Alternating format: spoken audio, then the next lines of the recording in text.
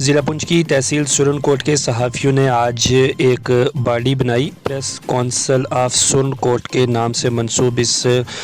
Body کے صدر امیر الدین زرگر elect ہوئے ہیں،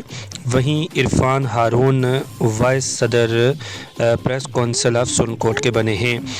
آکاش ملک کو سرن کوٹ پریس کونسل کا چیئرمین بنایا گیا ہے۔ اشتیاق چودھری وائس چیئرمین اور منظور قادری جنرل سیکرٹری کے طور پر نامزد ہوئے ہیں، وہیں نازک منہاس کیشیئر اور بختیار کاظمی سرن کوٹ پریس کونسل کے اسپوکس پرسن کے طور پر نامزد کیے گئے ہیں۔ مزید جانکاری اس رپورٹ میں۔ قوی روح جب بیدار ہوتی ہے جوانوں میں، نظر آتی ہے ان کو اپنی منزل آسمانوں میں۔ الحمدللہ آج بڑا خوشی کا جو مقام ہے، خوشی کا دن ہے۔ آج 26 جنوری جو ہے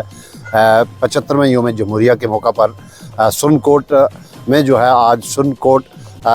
میڈیا حضرات کی طرف سے، سرن کوٹ پریس ایسوسیشن کی طرف سے ہم نے آج جو ہے دوبارہ سرن کوٹ میں ایک پریس ایسوسیشن جو ہے جس کو متفقہ طور پہ ہم نے انتخاب کیا اور ہم سارے متفق ہو تاکہ ہم اپنے ملک کے لیے، اپنی ریاست کے لیے، اپنے لوگوں کے لیے جو ہے کام کر سکے اور ان کی آوازیں جو ہے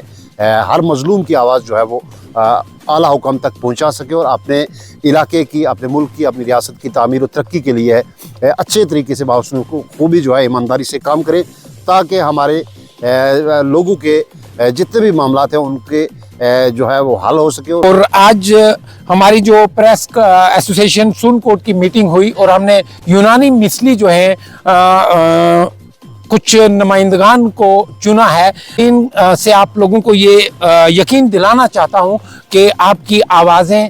ہندوستان کے ایوانوں میں گونجیں گی، آپ کی آوازیں انتظامیہ کے دفاتر میں گونجیں گی، لیکن آپ لوگوں کا مکمل تعاون اگر ہم لوگوں کے ساتھ رہے گا تو ہم آپ کی آواز کو بلند کرنے میں ضرور کامیاب ہوں گے۔